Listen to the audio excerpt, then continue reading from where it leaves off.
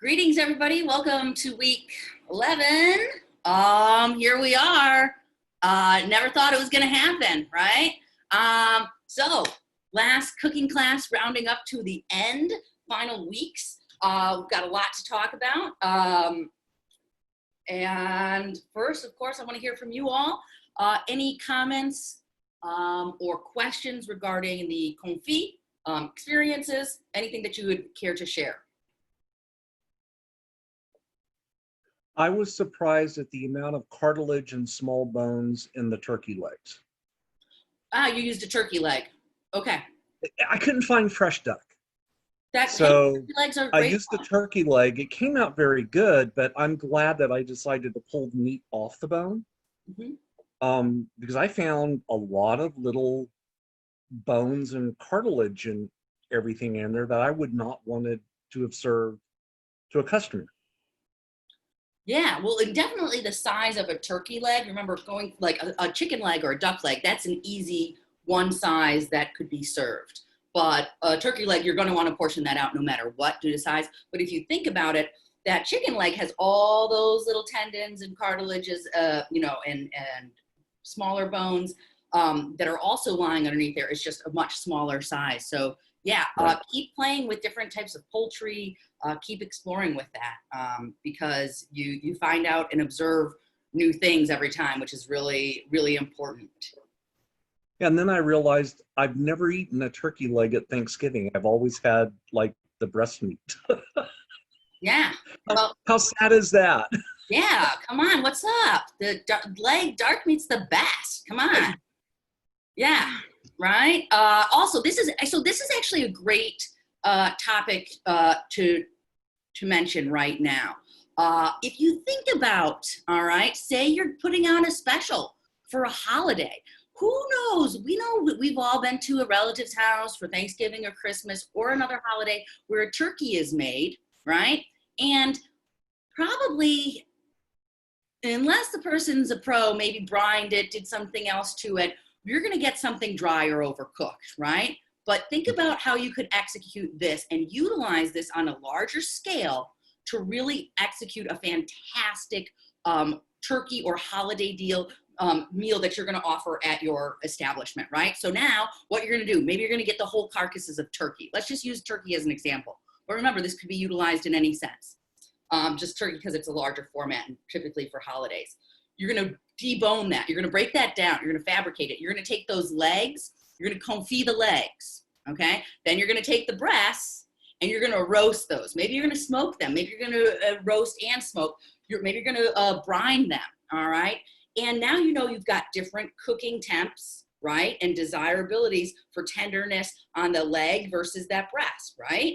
So now you've got a perfectly cooked breast and a confit leg, which you could do ahead of time. You're not worried about that day of because that's a simple reheat, but you know your legs are going to be delicious. You're going to pull that meat. You've got a perfectly roasted turkey breast. And then of course you've got the carcass and everything that you could be making a stock with that could either then be turned into, specials for the upcoming week, utilizing the turkey stock or perhaps using that turkey stock in stuffing. But it's just a way to visualize and thinking about how you can break something down, large format, and execute that and utilize that technique of confit in a future establishment, okay? Great results, low action, right? It's not highly interactive. You're not sitting over a pot. You put it in the oven and you let it do its thing. Those types of dishes are fantastic and really appreciated at restaurants because it's one of the things that you don't have to finish to order, make fully cooked from start to finish. So pretty fantastic. All right, cool. Margarita, nice observation, Roger. I see your hand up, Margarita. Hi, good evening, everybody. My chicken, no problem. And actually, just like you said, I appreciated the fact that I could cook it and then, finish it off on a pan. It turned out great. But my potatoes, though, for whatever reason, I followed the recipe as it was, but my potatoes they just wouldn't soften. I took them out to turn them through, and I guess it was because it would lose it lost some heat as I was tossing them perhaps, but I had to keep them in the oven for about 15, 20 extra minutes, and still they turned out al dente. And they were red potatoes. It was strange. I know that some other students mentioned that it took a little bit longer to execute the potatoes. A few things that I would say is, some people were mentioning, oh, is it the oven that's dropping in temp? Remember, first and foremost, whenever we're executing a dish and you need to take it out and agitate it, move it, stir it, you need to pull the entire dish out, put that on top, close the oven. And to make sure that you're retaining as much heat as possible. Another option was if you were slicing it to the correct dimension. That would be. It was pretty thin. Yeah. So when you say al dente isn't necessarily a bad thing when it comes to waxy potatoes. That you remember, red potatoes are going to retain some structure. Now, if they're crunchy, this is obvious. They're not cooked thoroughly. But you know, it could be just that they need a little bit longer time. So I did end up you know, browning some on a pan a little bit, just because to me they did have a little bit of a raw taste, even after all that time. But yeah, so when I put them on the pan, everything turned out great. Yeah. So in that case, remember, always going back to those instincts, right? As chefs, just because a recipe says something doesn't mean it's always right? Maybe, you know, all those different variables, depending upon which sounds insane, but even depending upon the season that the potatoes were harvested in, if they were younger, more mature, how long had they been aged? So there are always these variables. Yeah. So I would just always say, keep going with your gut. And if you can see, hey, you know what, this needs to cook more, then I'm going to let it cook more. And that's really kind of how you should play that for all of the things. Or if it needed more browning, or it needed to reduce more, whatever the recipe called for, always listen to your gut and think about that. So definitely a good observation though. So I mentioned a lot of other students had this issue as well. So I just didn't want them to mush. So that's why I just decided to, at that point, after 15 minutes, I said, no, I'll just finish them off in a pan so that they don't turn out mushy. Yeah, there you go. So always about making those, you know, being adaptable, changing when necessary. So great job. Thank you, Chef. Yeah. Karen, I see your hand is up. Hey, hi everyone. So I had no problem with the consistency of my potatoes. Something went wrong with the flavor, and I'm not really sure. I mean, I could smell the herbs and the garlic in the oil. It smelled amazing. I even saved it. And even when I reheated them in a pan, I still didn't get enough flavor. You mean they didn't have enough of the herb or the garlic that you wanted? Yeah, I mean, we could smell it, but we couldn't, for some reason, we just really couldn't taste it in the potato. Okay. Remember, it is an infused oil, so there are those, you know, it could just be that maybe for your preference, you need more herbs in your oil, or to finish it with herbs. Remember, infusion is gentle, right? We're talking about, you should have infused that oil for about 5 to 15 minutes, depending on your heat. It's a low extraction. It's not like it's a super infused oil. It's pretty mellow and mild. So I would say in that case, if we're looking for more of an herbaceous and garlic finish, that you'd either want to add more aromatics into your oil when infusing and for the cooking process, or finish it off with a little bit of raw herbs right at the end to enhance that point. But that would be it. It's not going to be just like the confit of the chicken. You know, the spices are there, but they're warm spices. They're mellow. It's not neither of these are aggressive in the flavor profile, I would say. Okay. But great observation. Yeah. All right, Roger, did you have another question regarding the confit, or? Yeah, so I think I'll just give an observation here. So having grown up in Germany and being traveled all over Europe, right? there's a very big difference in the flavor profile between American cooking and European cooking. Whereas European cooking tends to be a much more mellow from the spicing perspective. Even the cakes and pastries and everything, they're not as sweet as we have them here in America. So I think it's almost like it's a cultural difference where when we see potatoes and chicken and stuff like that, and we see spices, we expect to get kind of a nice big mouthful of huge flavors. But in Europe, it's really very almost bland, right? A lot of the cooking, it's a very mellow flavoring. Well, I don't know if I would go so far. I hear where you're coming from in the sense that definitely different countries and regions have different flavor profiles. But I don't know if I would necessarily call European cuisine bland.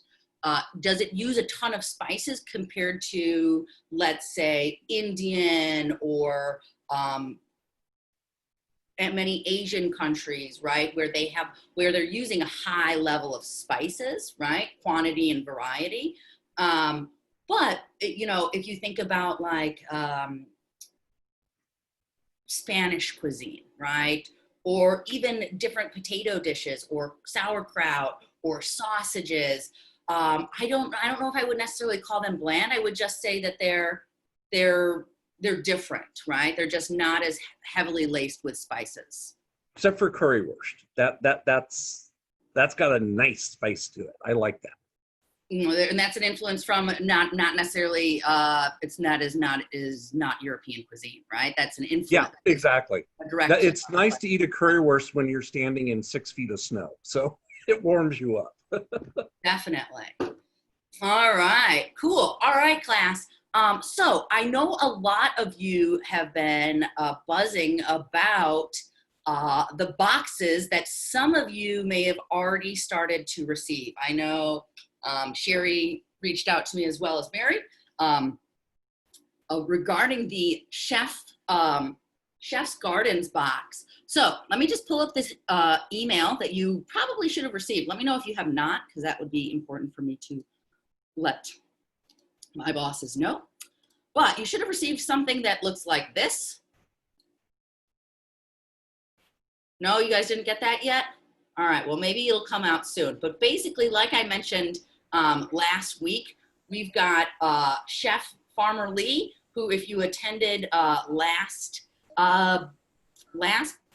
live session with him event, we've got another one. And this is really directed towards the farm to table student. So if you didn't get this, it should be coming soon. All farm to table classes from pastry to culinary to, I believe, the Boulder and Austin campuses as well are invited to this. This will be at 4 p.m. So this is Central Standard Time. This is an hour earlier next week. And then after his event and talk, we'll still have our 5 p.m. meeting class session, but we'll just kind of, you know, bounce ideas around about what, if you had any follow-up questions from him, any other deeper dive into the farm, you know, the gardening and farm to table ethos and message behind it, as well as just some final touches on regarding making, you know, the survey and the week 12 assignment. But I want to pull up that week 12 assignment now, because if you did get that box already, you might want to get a jump start on your week 12 assignment. Remember, I'm just going to pull this up the calendar. Again, this is just kind of, we're just taking care of some business right here. I just want to make sure everybody's on these same dates. So here we are, the 16th. Next week on the 23rd, you've got the Farmerly event, and we'll follow up with class, okay? Now, your assignment is due that 27th for week 12. Remember, okay? So here we are now. If you're getting your boxes in, maybe you want to say, hey, I'm going to do the week 11, I'm going to do the week 12. I'm going to get ahead so I can, as soon as that assignment opens up, I can drop it in. Also, please note, anybody that has, a lot of you that have had a missed assignment have reached out to me. If you have a missed assignment, you do need to contact myself or Chef Lee to have that assignment opened up for you so that you can submit it. And that is due no later than 11:59 on 9/22. All right, so basically the turn of events is right now, here we are, week 11. You're gonna wanna work on your dairy. You're gonna work on any missed assignment, get everything, all of that submitted by here. Then we're going into Farmer Lee's event with a quick, a brief class after that to just go over final details. But I will go over some details of the week 12 assignment now so you can work ahead if you would choose to do so. And then that week 12 assignment is due on the 27th. Class wraps up. There are no light assignments, as we know, so double check your links to make sure that those are all accessible, because then Chef Lee and I will be grading a bunch of assignments, and you'll be moving on to the next class as long as you've got a passing grade and moving through. So what you should receive in the box, all right, let's just talk about this. We have come together with the Chef's Garden, and you all are the first class to ever receive this, which is pretty cool. In your box, you'll get a variety of mixed beans, summer squash, toy box tomatoes, root spinach, and a variety of microgreens, okay? So with that box, you have the opportunity to create an awesome dish for week 12, okay? An awesome dish with week 12. So if you've already have plans in mind, you've already worked out your, let me just pull up that week 12 assignment so we're all on this together as well. So you're not, I know we're talking about week 12 right now, but trust me, it will all make sense once we,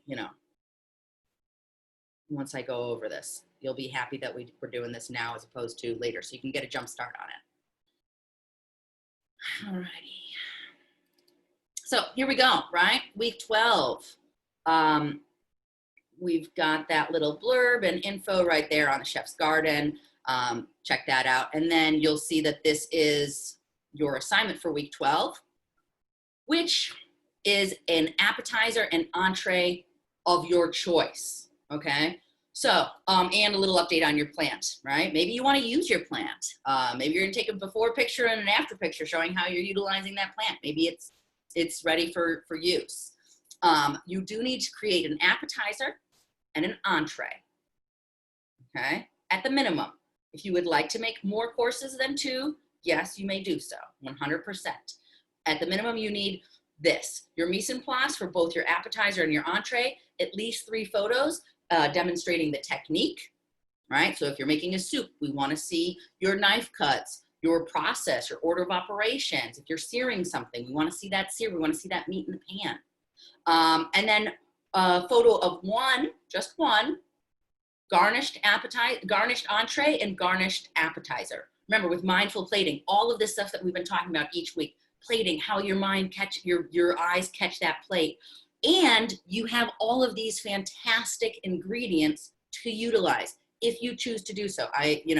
That is the intention here, but I know that some of you have already had a plan. If you already have a plan, you've already purchased ingredients, I support you on that because this was kind of a last minute change to everything that we got worked out. So just note that in your narrative, and maybe send also a dish of something, how you utilize those products, just so we can see it. Maybe it's not for the final project, still want to see that, okay? We want to see beautiful plating. We want to think about how would this make sense on a menu, right? Does it flow? Is the appetizer a correct size of an appetizer portion? Is the entree a correct portion size? Remember, what would consist of an entree? What consists of a main dish? What do you guys think consists of a main dish? What are some elements that should be there? I would say a protein or a protein-like if you're going to go vegetarian, right? So Sorry, you Roger, you gotta get quicker. You gotta get quicker. Sorry. Oh, it's already in the chat. We got protein. Oh my God. Starch, yeah. Protein, veg, starch. This is a great start. What's missing? Garnish, yeah, that helps. What's really important here? Carbs. The sauce, Natalia. Yes, the sauce. Remember the sauce. Isn't the sauce the thing that you're licking the plate of that you want more of? When you got a taco, you want more salsa. When you've got that beautiful pasta, you want more of that pesto on there, right? The sauce is always that thing that unifies your ingredients, brings it together, and keeps you coming back. A sauce should be hitting on all of those elements, right? It should have a nice mouthfeel. It should be bright. It should look, it should be that counterpiece that you can dip that protein, whether it's seafood or meat or poultry or vegetarian-based protein. That's what you want to have, something to dip that in, right? Also, think about how you're presenting this as well. I've seen a lot of steamed broccoli in the final plate up. That's great if we're at a cafeteria in a hospital and are watching our health and everything. But yeah, you guys are laughing at me, but let's be honest, right? If you choose to do steamed broccoli, that's fine. But guess what? I want that finished with a little bit of something, a little compound butter, some salt, something, right? A nice squeeze of lemon. There's a time and a place for steamed broccoli. Don't get me wrong. Okay? But when we're thinking about creating a dish, right, that's going to sell, you also want to be producing something that maybe that your customers can't replicate at home that easily, like the steamed broccoli. And then especially if you don't execute the steamed broccoli perfectly, woo, big old womp womp there, right? Army green steamed broccoli, man, I would feel a little disappointed, especially if I was paying money for this. Okay, so always be thinking about how are you going to enhance that, right? If you're serving a grilled chicken breast, that's fine. But are you going to marinate it beforehand? Are you going to serve it with a peach and habanero salsa? What are you serving it with? That's what's going to set you apart from just being, a home cook, from being somebody that can excel and thrive in the industry, right? Thinking about utilization of herbs, spices, seasonings, sauces. Okay. Chef Catherine, when you were finishing culinary school, did you have to do a final project that was similar to this? Yeah, multiple. So I remember what I made, and it's still one of my go-to, and I'm happy to share with the class. It was an herb encrusted rack of lamb, and I brushed the lamb rack with Dijon mustard and then rolled it in that herb crust. And I served it with gnocchi and an Espanol sauce and something green. I don't remember what the green thing was, but steamed broccoli, chef. Yeah, it was steamed broccoli. That's right, with just a little bit of lemon juice. But that last class, the production class that I took, was where we really leveled up, and we paid a lot of attention to plate presentation, and we paid a lot of attention to a really elegant meal that we wanted to serve. So I encourage you all to think, put your big chef hat on and think outside the box and what you can bring to the table for this final assignment that you're turning in. Definitely. Thank you, chef. And think about, we've got those microgreens. Play with them. You've seen how beautiful some of these presentations. We've got hands-on incredible product. You might also receive patty pans. So if you receive patty pans, I want to give you a visual of what a patty pan is so that you know what it looks like and how to potentially utilize it, okay? Patty pans are a variety of squash, so don't get all freaked out if you realize that it's just same family member as zucchini or yellow squash. You'll feel a lot more comfortable approaching it. It's simply a different shape. Patty pans were really, not everybody's going to get the patty pan. You might get butternut squash. It's going to be some type of squash varietal. But this is what a patty pan is. And they come in sizes from very small to quite large. I've seen them upwards of 7 to 8 inches in diameter. But the really teeny ones were a big hit in the early, I remember seeing them come out in the early 2000s and thinking, wow, how cool, what an amazing squash. We had never seen these before. It's just, again, remember we're thinking about what does the cookie cutter grocery store, you know, hasn't normally supplied. We're still being introduced to so many different varietals. So how could you cut that? You could either cut that in half to have two beautiful halves like this. You could quarter them, you could third them to have wedges so they cook evenly. They almost would be like an oblique shape, but really beautiful product to use. So that in combination with those tomatoes. Remember, think about all of those different, and you don't have to incorporate all of the ingredients, but we'd love to see at least one of those ingredients showing up in the finished product. Remember, those could always be used. You could dress it and dress the tomatoes and add that as a garnish on the side. Something simple, right? Even if you're like, I don't really know what to do with this. Also, reach out to me or Chef Lee. We'd help you to give ideas for utilizing the product if you're confused by them. Don't be confused by the fancy name. Just go down to the basics of what it is. Okay. Another idea is focusing on one of those ingredients, and maybe you're gonna say, hey, you know what? I've got these patty pan squash, but I also have some lovely squash that's available at my farmer's market. Maybe I'm gonna have an assortment, pick and choose from, you don't forget to rely on what you have in your own region that's seasonal as well to highlight that, okay? So have some creative liberty and freedom and enjoyment to really rock this out. Additionally, you might want to utilize one of or two of the products that you've made in week 11, which we're gonna hop into now, which is your dairy week. So did anybody have any questions regarding, I know like I said, this is kind of a jumbled class because this was all, like I said, this was not confirmed until I got the confirmation today as well about this. So this is all kind of fun and new and exciting for all of us. Like I said, you're the first class to receive this. So we're just trying to get things worked out right now.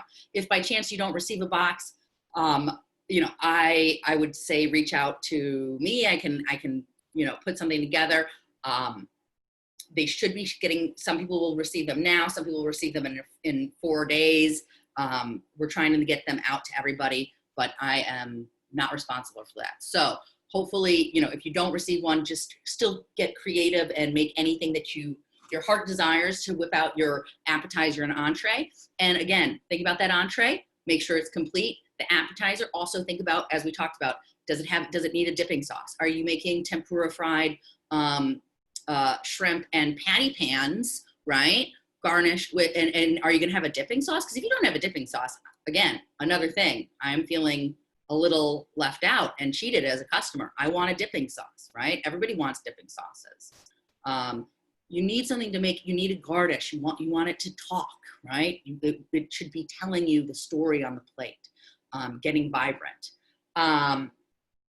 Okay, does anybody have any questions regarding the week 12 and that box? I'm just gonna start with what we've got. Evelyn, I'll come to you in a second. Melinda, is your question on week 11 or week 12 or neither? Oh, I was just going to mention that thing that you said was going to come to us, like email, that is actually on the site. Okay, perfect. I found it on there on the site today, on this week's. Cool. So definitely reserve a spot. You should already have one, but just reserve one just in case. Again, that's 4 p.m. CST and then 5 p.m. We'll have a little recap class. Thank you, Melinda. And then Sharon. Sharon Wise.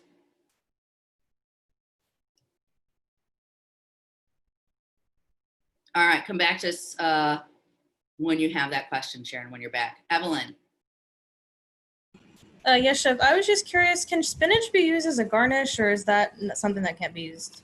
Yeah, it totally can be. Think about how you would utilize it as a garnish. Are you going to chiffonade it, right? Remember thinking back to our knife cuts, the chiffonade. Maybe your leaf is extremely small, and you could use that. Maybe it's just a little sauteed spinach on top of a beautiful sauteed piece of fish, right?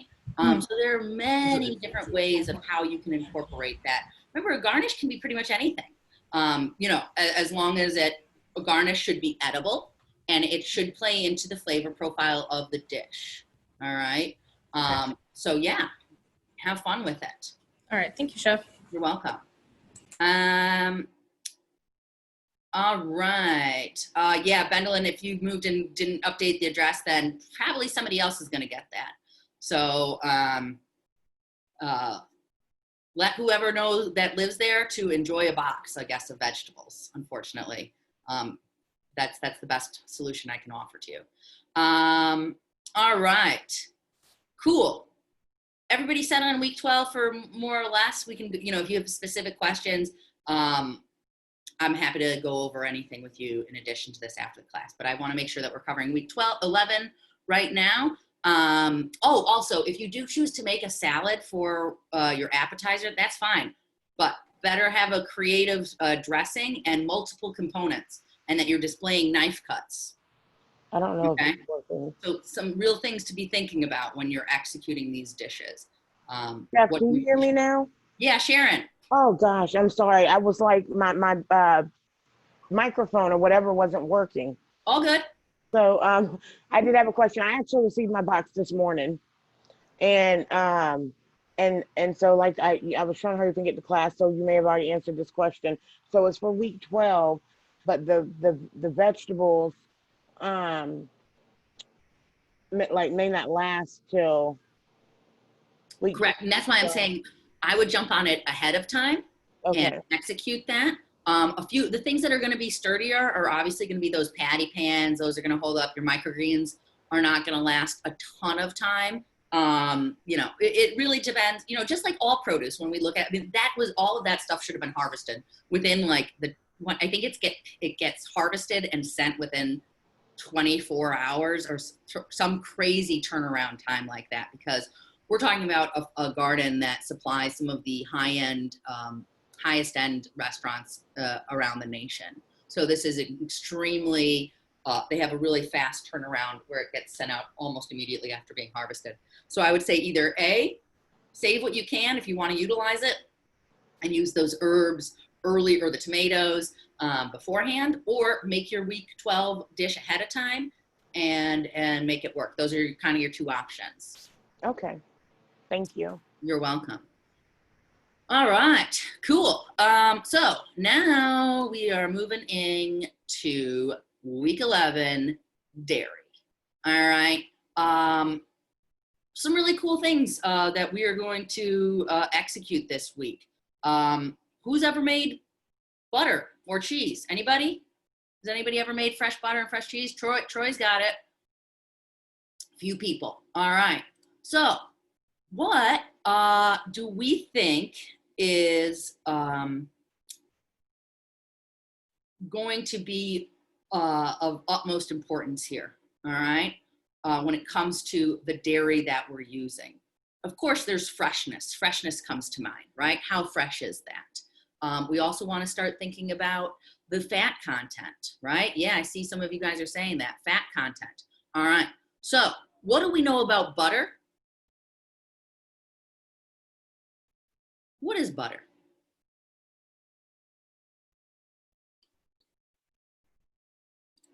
Fat, yeah. Where does it come from?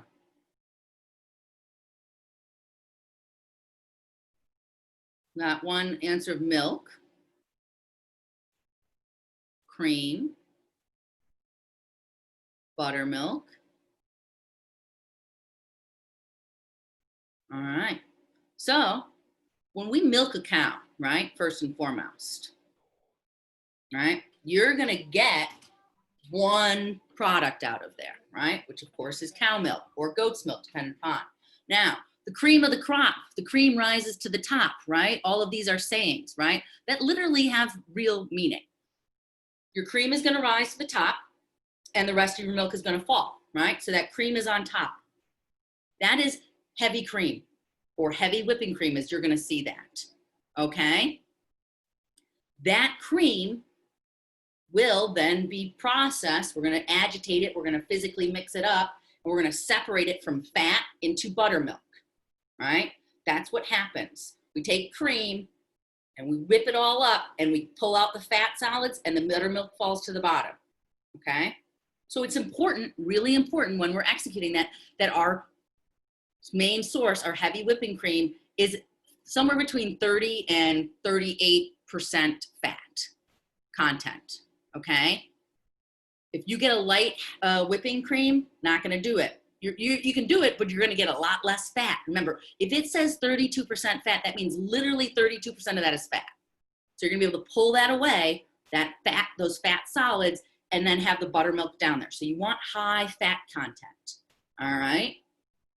This is also true for your cheese component, okay? Skim milk, not gonna do the job for this assignment. Skim milk is typically used to make hard cheeses, all right? Like a pecorino, okay? Go for whole milk or 2%. You're gonna have a better texture, you're gonna have a better mouthfeel. Yep, 2% is okay, Selena. All right, so let's talk a little bit how to make these, all right? First of all though, before we get into that, what makes up cheese?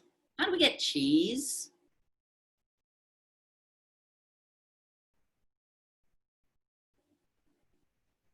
What's the protein that we find in cheese?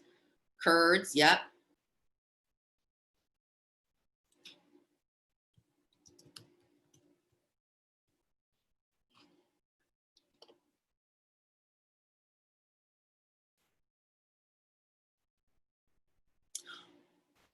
So whey is you're right. People who are talking about whey, you're gonna find whey when you make cheese. Let me give you a visual here, all right?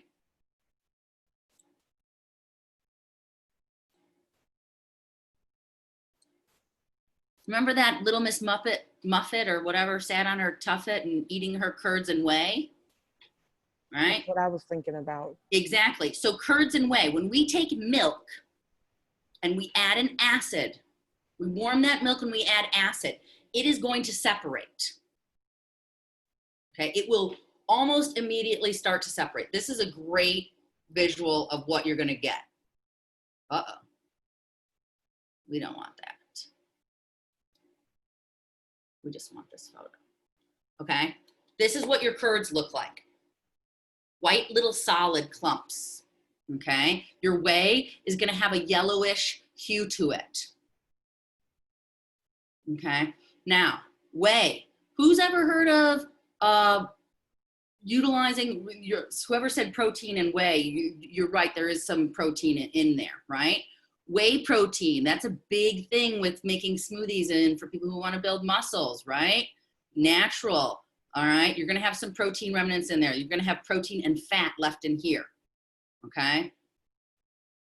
Your whey should be saved, labeled and dated, and used for another, something else, whether it is making a smoothie, drinking it with a little bit of salt as a health tonic. Sounds crazy, but trust me, it's a thing.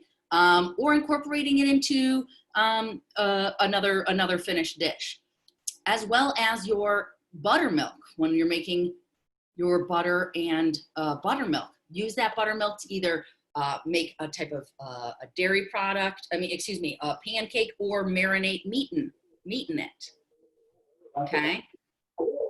So all of these will have byproducts that you want to use and save.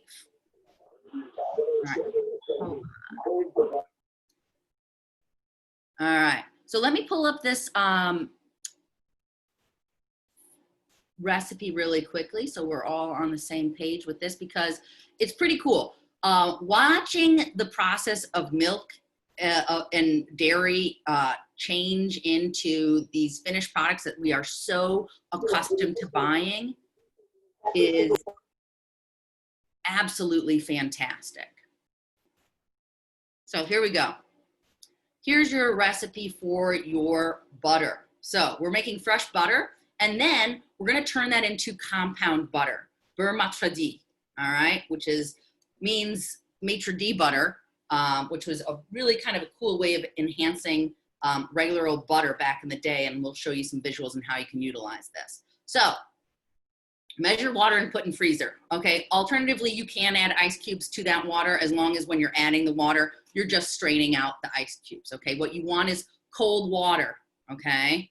Cold water, because cold temperatures helps extract fat, right? Remember, cold and fat are not friends. Remember, when we put a stock into the fridge, that fat rises to the top, right?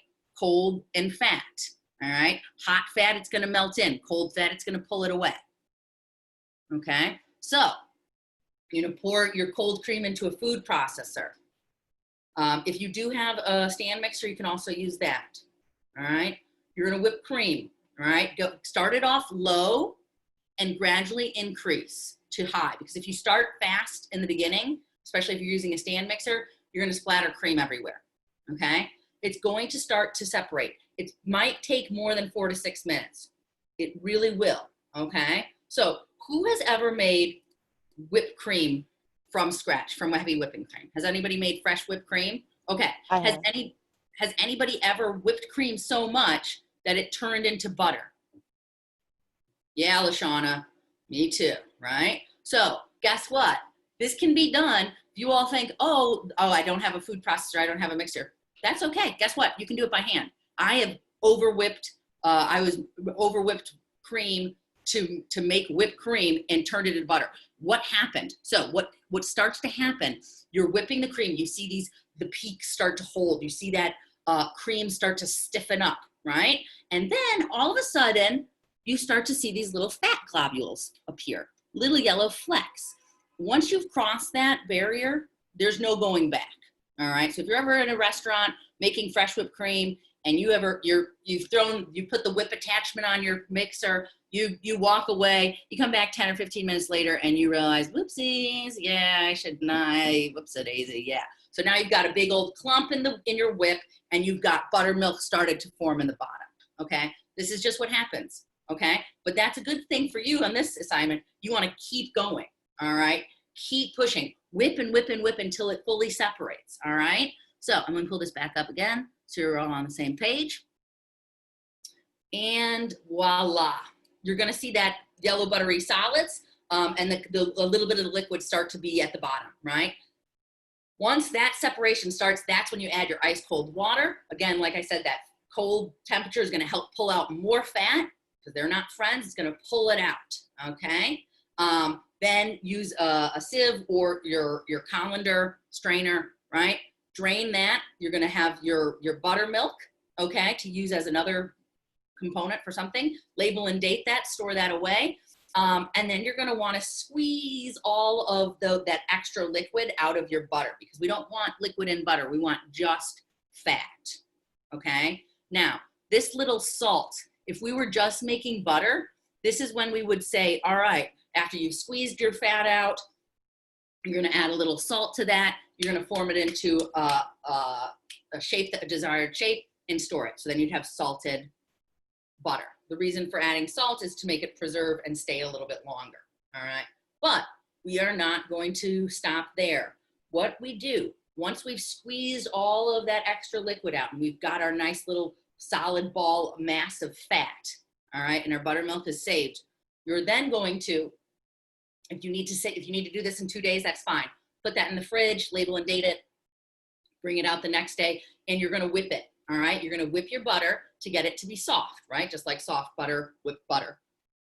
And this is when you will then add your lemon juice and chopped parsley, white pepper or black pepper, all right?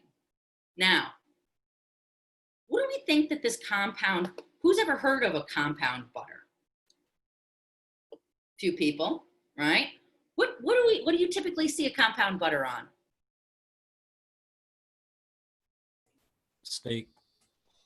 Steak, yeah, exactly. A nice piece of protein, some vegetables. The beautiful thing about a compound butter, and here's a visual so you all can see it, is that it creates a sauce on its own. Remember, a lot of times sauce is butter-based, right? So now you've got butter and herbs whipped together and wrapped up, and this is what it looks like, right? You've got this nice cylinder with herbs, and then you slice it, and you put that circular pat right on top of that steak or right on top of that fish fillet. You literally are creating a sauce on the plate, and it's melting as you're bringing that out to the customer. It's pretty beautiful. It adds a big punch of flavor because those herbs are fresh, right? That lemon zest is fresh. And alternatively, if you wanted to, I will open this up for a little creativity here as well. If you wanted to make a different flavored compound butter, I'm fine with that. Make sure it has some herbs and some other spices, all right? Note that in your narrative and go for it. I see somebody saying cilantro and lime. Cilantro and lime would be a great substitution, right? Got the cilantro in for your parsley, lime for your lemon, okay? And then think about how you want to utilize that. Sounds perfect for, you know, a nice cut of fish to me, grilled fish, some compound cilantro and lime butter. Guess what? Compound butter doesn't stop on the savory level. How could you make a compound butter sweet? What would you do with it? How could you utilize it? Any thoughts? Cinnamon and sugar. Yeah, what would you do with that? On waffles, all right. Honey, yeah. What about honey and orange zest, right? For those sweet potatoes, great. French toast, pancakes, okay? Vanilla, yeah, right? Compound butters are really cool. Also, think about how that elevates your dish. Maybe I want to do maybe I want to have a chicken and waffle special for my brunch menu. But I like the idea of honey and honey with my fried chicken, but I don't want it to be aggressively sweet. And I also want some heat in there. So maybe I'm going to make a compound butter with a little bit of cayenne, honey, and smoked paprika, and whip that up, and that's going to get served on top of my honey, buttermilk fried chicken and waffles. Okay, maybe you want to keep it simple, and do cinnamon and sugar. Sure, that's fine. Keep it easy. Keep it honest, right? Clean. Throw that on top of your fresh brioche French toast. Okay. The point is, compound butter are really versatile, and the beautiful thing is about it. Once you do, so you're going to make this cylinder, right? What you do is you take your plastic wrap. As you can see, these are kind of like little tubes, right? Cylindrical tubes here. Seeing that? You put your butter there, and you have your plastic wrap, and you basically twist each side of your plastic against each other. This will tighten it up, make a nice little package. Throw that in the freezer. Throw it in the fridge, depending upon when you're going to use it. And then you can slice that out and use that whenever you want.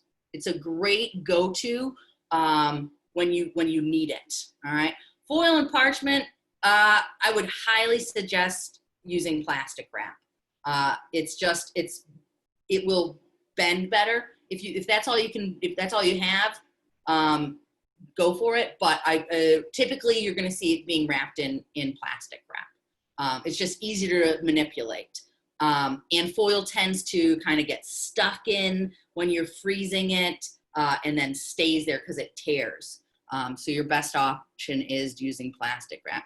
How long it will keep? If you throw it in the fridge, that's going to last for a long time, solid 3 months, and, without getting any, freezer burn or other off flavors. Well, maybe you will this time, Margarita. Give it a go. You might find it'll work for you. This is really easy, okay, when you get into it. I'll try and find a video. I think there might be, I know there are videos for the compound butter and the cheese, but I'll try and see one if you can find it for making this terrine. So another thought, taking that compound butter and utilizing it in your week 12 assignment.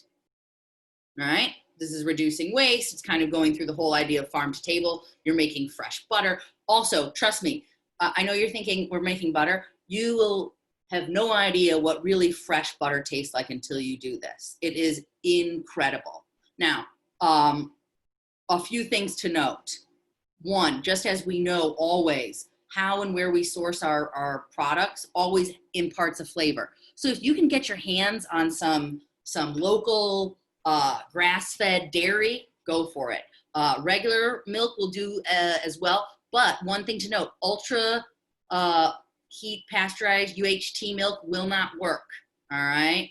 You need fresh, heavy cream and fresh milk for this actually to work, because those have been treated so highly with heat that it's just not going to get the best results. So you do want to make sure that you're using pasteurized, but not UHT, super high ultra heat pasteurized. Okay. LaShawn, I see your hand up.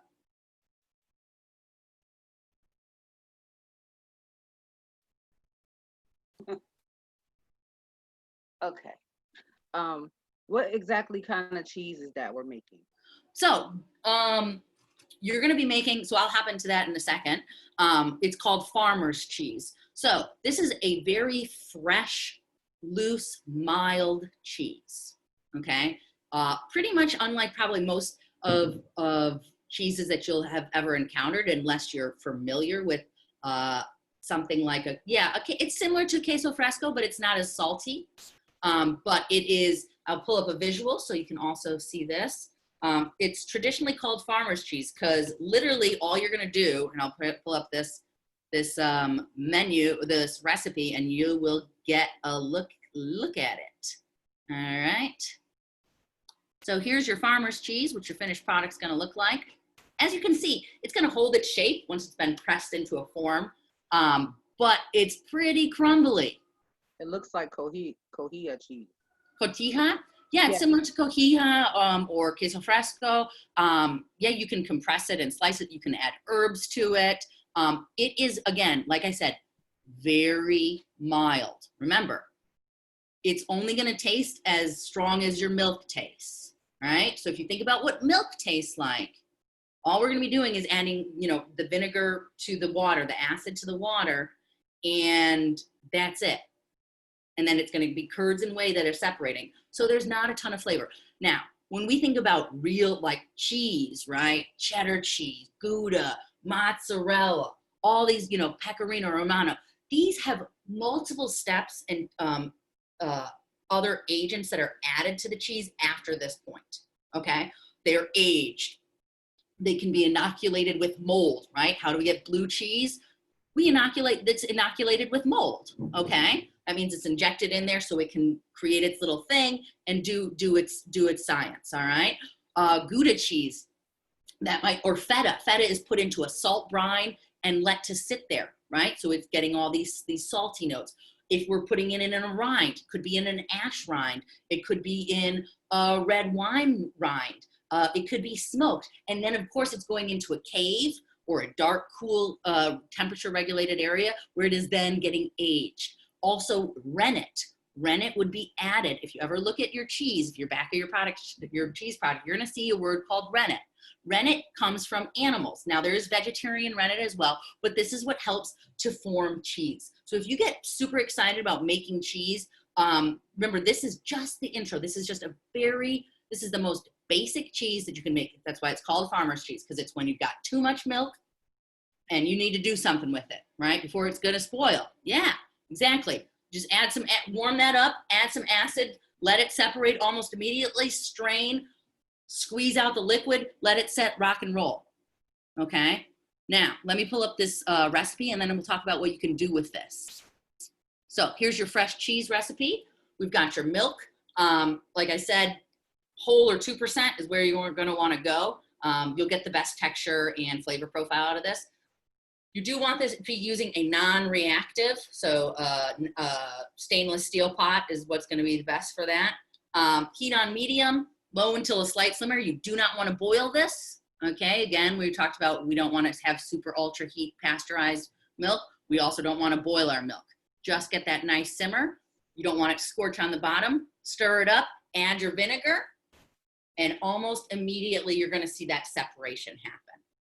Stir it up a little bit more, and be gentle, right? The more you stir and agitate, the smaller your curds will be, all right? The more gentle you are, the larger curds you're gonna get. And then you literally just pour that into a colander lined with your cheesecloth, drain that out, squeeze it, right? Push on that to get it all out, and there you go. If you don't have cheesecloth, obviously any type of real clean tea cloth will work to get that. Essentially, the goal is getting that liquid out We want dry and wet separated, just because we know that moisture leads to spoilage, right? So that's what we want to do. We want to pull that out. Now, farmer's cheese. Farmer's cheese is also used. The first time I really encountered farmer's cheese was in Russia, and they call it tvorog. All right, and it's the woman, the family I used to work for. She used to eat it all the time, and she thought it was like a diet trick or something. I don't know. I don't know what her thought was, but it was like her go-to cheese. Now, why? It has that rich deliciousness. It's crumbly, and if we're sourcing it from whole or 2% milk, it doesn't have a high fat content, but it has a decent amount of protein. Okay, and additionally, you can really transform it. So one really cool way of transforming it is either turning it into a beautiful salad, right? This cheese is not super meltable. It is not like your cheddar or your mozzarella where we think this cheese is just gonna like melt ooey gooey. This is firm, right? Similar to your queso fresco or your cotija. Those don't melt really quickly and easily. That's why you use different cheeses for different melting when you want a melty finished product, okay? So this is gonna be crumbly. But I'm telling you, chop up some tomatoes, cucumbers, a bunch of fresh herbs, some really nice olive oil, some peppers, and toss this all together. You have a beautiful salad called szopska salata, which would be coming out of Eastern Europe. I'll pull up a visual of that so you know what that looks like. Here we go. This is essentially, this is called szopska salata in Eastern Europe, like ex-Yugoslavia region, Slavic region. Here we go. Again, like I said, you've got your tomatoes, your peppers, your onions, and it's just a little bit of this. This one's been grated. This is a saltier cheese, but also known as gypsy salad in Turkish. Just ends up being a really nice counterpoint to all those veg. It adds a little bit of different texture, softness, and flavor profile. Another cool thing to turn your farmer's cheese into is this. It's called sirniki. Sirniki is basically like a cheese pancake. You take this farmer's cheese and you mix it with a little bit of egg and flour, and you get these nice little discs that can be turned into something savory or sweet. They'll often eat this as breakfast with some jam and a little extra honey. A beautiful way of transforming that farmer's cheese. If you want to do something a little bit different, because it is very bland, all right? If you were making a spanakopita or something, you could replace that feta, but you're gonna wanna increase your salt just because it is fairly mild. Also, just simply transforming this by adding a bunch of herbs and pressing that into another mold, you could do that. But this is not a cheese that you are going to age. This is something that you want to make and eat. All right. LaShawna, do you have another question, or is that from before? Got it. All right. So does anybody have any questions regarding making cream?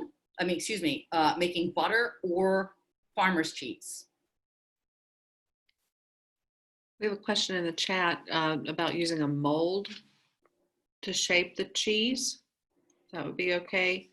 I mean, you could press that in once you've got it, but it's, I mean, it will hold the shape to some extent. Yes. Natalia, I know you love your molds. And then in place of ricotta. So it is definitely different. Okay. Ricotta is a lot wetter and softer, and the curds are smaller. So, if you wanted to make like a ricotta cheesecake, this is not going to be your go-to. If you were making stuffed shells with ricotta, also not necessarily what you're going to want to do. It's a very, once you see it, you'll see that it's almost a little bit springy, right? Because it's just not as soft as ricotta. But it's similar. If you wanted to add garlic to your compound butter, yeah, totally okay. Gnocchi paddles to shape your butter. I'm not sure what you mean about gnocchi paddle, but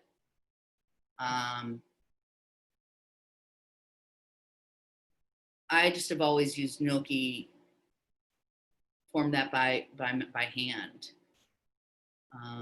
But paddles are traditionally used. I'll show you a visual.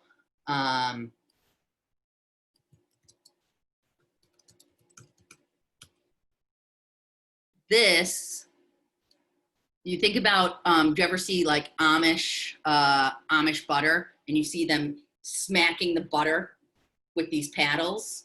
I'll try and find a cool clip out of that and show you, but this is what those look like.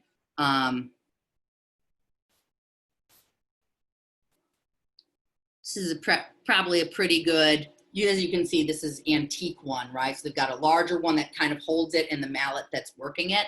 But I would say that more present day, yeah, you see either something like this, like that, or right up here, right? This is just a grooved paddle for making your butter. And you literally, they're just it's kind of crazy, but you slap it from all these different sides to get that angle. I'll get a video to send out to y'all tonight. Let's see, what else?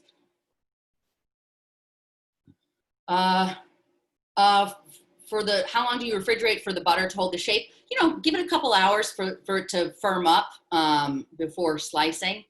Just like any other butter that you would have at room temp, you want to get that a solid few hours in your fridge to firm up. Again, I always keep some compound butter in my freezer, so that way when, you know, I want to do, I've got a nice piece of fillet of fish or steak and I don't want to bother with making a sauce. Green garlic, if anybody ever gets their hands on green garlic, it's a magical, let me show you a visual. Green garlic is probably my hands down favorite part of garlic. It is young garlic and it's harvested in the springtime. I'm gonna make sure we get a good visual here because sometimes they will show something that's not exactly green garlic. This is a pretty good one. These are decent. They range from having the start of a formation of a bulb to no formation of a bulb. Depends upon when you harvest it. So as you can see, this is a good one. This is a pretty good visual. As you can see, it almost looks like an onion, but that is actually a whole head of garlic down at the bottom. Your stalks are a little bit more dense than like a scallion or even young knob onion. And then you can also see green garlic in this form right here, which they have, the bulbs have not started to develop yet. So this is really young, but is extremely aromatic. The entire thing is edible. You mince that up and you incorporate that into your compound butter. I'm telling you, especially you think about harvest time, right? Green garlic doesn't last forever. Green garlic is a short season. So you snag some of that early and you bust out a bunch of compound butter or a bunch of pickled green garlic, and then you have to use that to utilize later on, right? Again, going into this whole idea of preservation, harvesting when's in season, preserving it in some form, and then utilizing it later. All right. Okay, you've got some growing in your, yeah. I mean, they could be, it depends, but if it's garlic, it's garlic. You'll notice by the bulb. If it's an onion, you're just gonna have that one bulb without segments. And if it's garlic, you'll have that bulb with multiple segments and cloves in there, okay? It's more like a leek, a garlic, and a scallion all had a baby. So, to garlic chive, not exactly. Garlic chive, really fragrant, but extremely tender. That's another one of my favorites. But those are very, very tender and young. This is, it's fairly tough comparative to like a scallion or a chive, the green matter of it. But the garlic itself, the bulb area, is extremely tender, has a huge amount of water content. I'm just gonna say one other thing and then we'll see if there's any other questions. Aging of products, okay? Sometimes we think of, hey, I buy garlic and garlic is ready to go. Well, think about those stages that we just talked about, right? First, you've got garlic scapes, you've got green garlic. Then you're letting it grow and grow and grow, and then you've got this big bulb of garlic. All right, that gets harvested. But even then, there are two forms of garlic. You've got young garlic, okay, which has a bite to it and has more water content. It's hard to peel because those peels haven't dried out a bit. You've got more aged garlic that you'll find later on in the season, right? That's tougher, mellowed out, and not as much water content. You'll see a total difference in the clove, how it reacts. You'll see a difference in the paper, the skin that's surrounding it. Same goes for squash, butternut squash, and a lot of other squashes. Pumpkins need to be aged or cured, okay? You harvest them and then you let them sit for a while before you're ready to use them. Some of these things are happening behind our eyes. We don't even know it until you start working or talking with an experienced gardener or farmer. Obviously, I did not know about this until I kept asking questions. So there's a lot of aging and curing that happens with even our fresh vegetables, which is pretty interesting. All right, does anybody have any questions regarding the execution of the cheese or the butter or the week 12 that you can get a jump on ahead of time, utilizing the product if desired? No? I have a question. Yeah. Oh gosh, I just had a brain fart. I think. It's okay, Sharon. I forgot. Come back to us. Okay. Don't worry. Come back.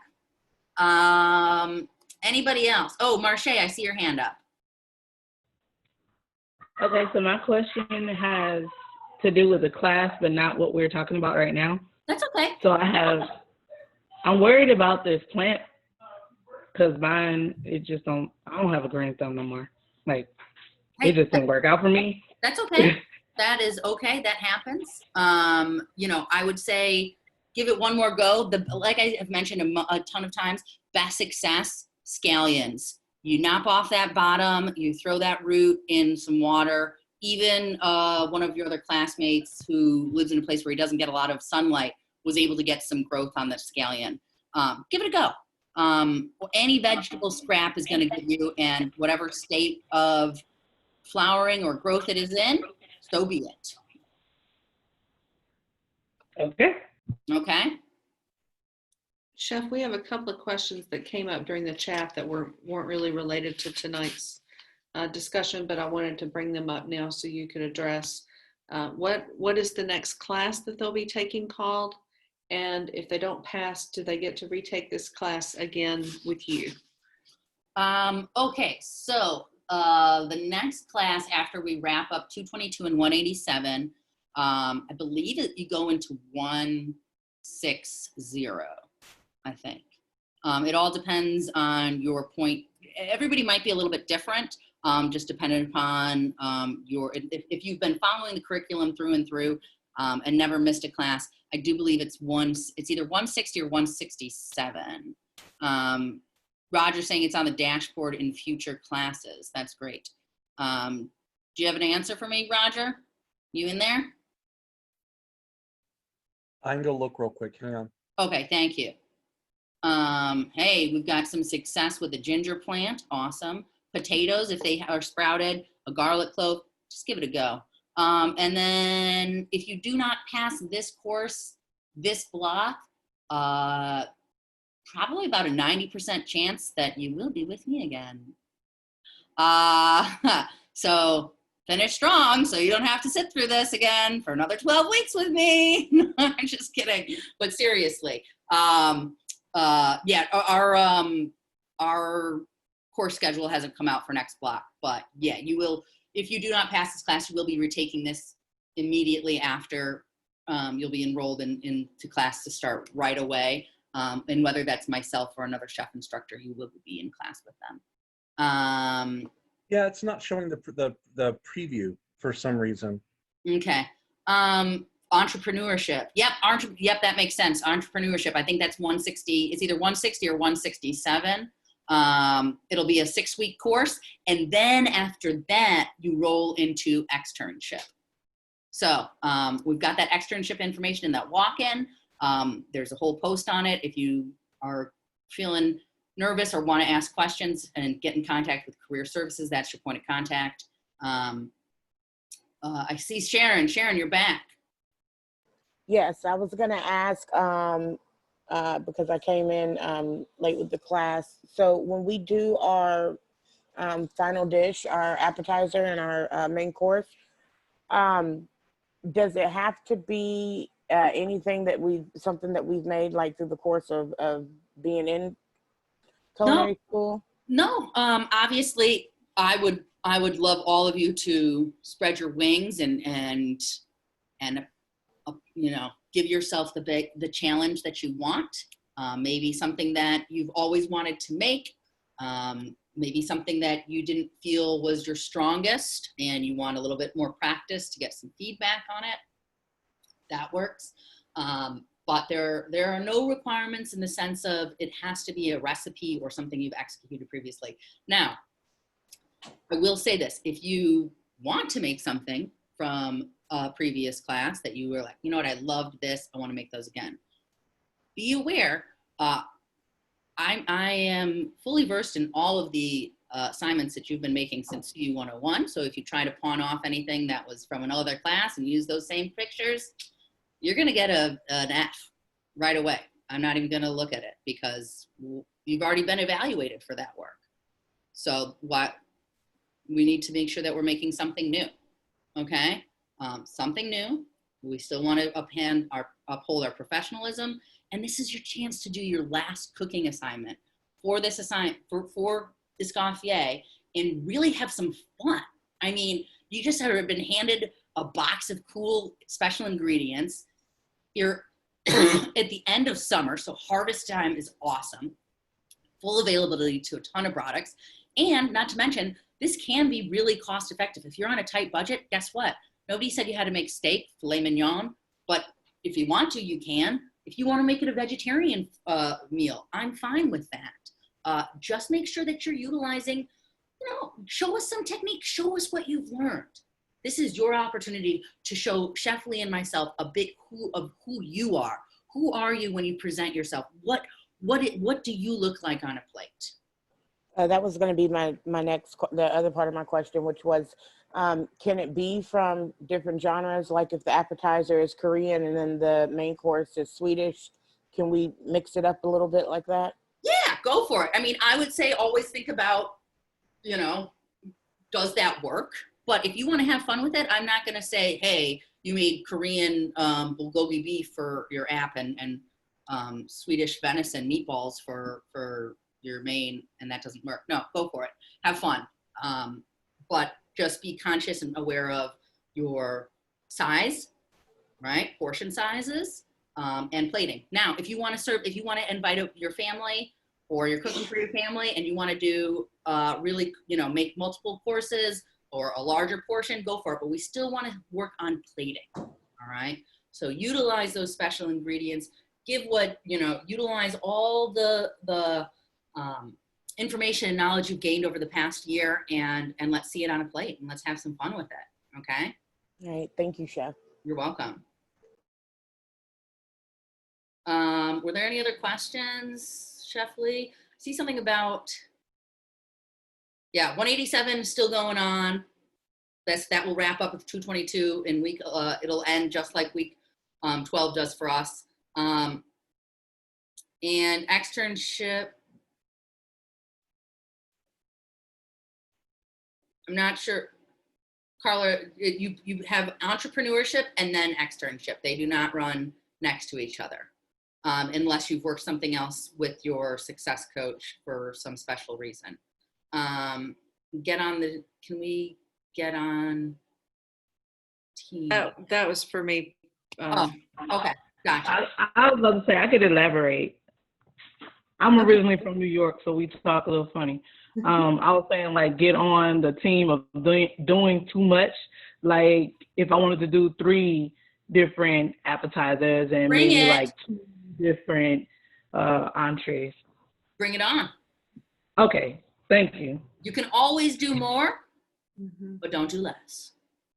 If you want to pair it with a local craft beverage, Heck yeah, bring it on. Do it. You want to make a dessert? Go for it. Sky is the limit. Have fun. But you know, the required photos are the required photos. Anything above and beyond, you know, let's see what you got, and feel free to write about that in your narrative or make another one. Chef, I do want to remind everyone that there's no extra credit. So if you want to do extra work to show us, that's fantastic, but there won't be, we are not allowed to give extra credit for extra work. You want to add anything to that, Chef? No. Okay. Other than Chef Lee is right, there's no extra credit. As you all noticed, there were a lot of changes that recently were made since like the rubric changed. I know before previously you had extra credit for completing the surveys, things like that nature. But no, there's no extra credit this block or ever again in the future. So that will be withheld in your next classes as well. And Natalia, I have no idea about printing out badges. I would reach out to your success coach about that. I'm not sure. All right, class, we are way over, but we did have to talk about week 11 and week 12, so I don't feel that bad about it, because next week 12, after Chef Farmer Lee, it comes to show, we'll just have a really quick class. It'll be open, so bring your comments, questions, thoughts, anything else that you might have, would like to get answers on to that. And alternatively, you know, reach out now if you have questions regarding your final dishes or any questions, okay? And remember, have fun. Utilize this dairy in any way you want, whether it's creating those next, you know, dishes or putting it towards your week 12. I'll send out some of those links and ideas. And that's it. Sharon, are you all covered? I think you are. Yes, I didn't know my hand was still up. I apologize. All good, no worries. I just want to double check. All right, cool, class. Don't want to say goodbye. It's week 11. Next week is it. Tomorrow, Chef Lee will be at the helm, as always with 187.